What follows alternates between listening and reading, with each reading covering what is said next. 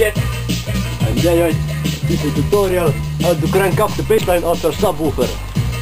Have you ever had the feeling that the bassline of the subwoofer just ain't fat enough? Well, I've got a proper solution just right for you!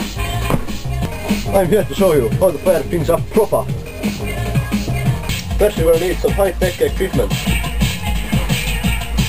like a piece of paper and some tape. And second, a subwoofer.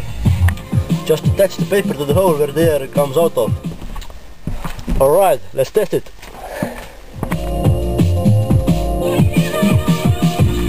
Not fat enough.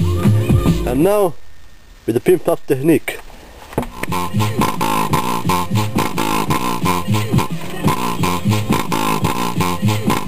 That's more like it.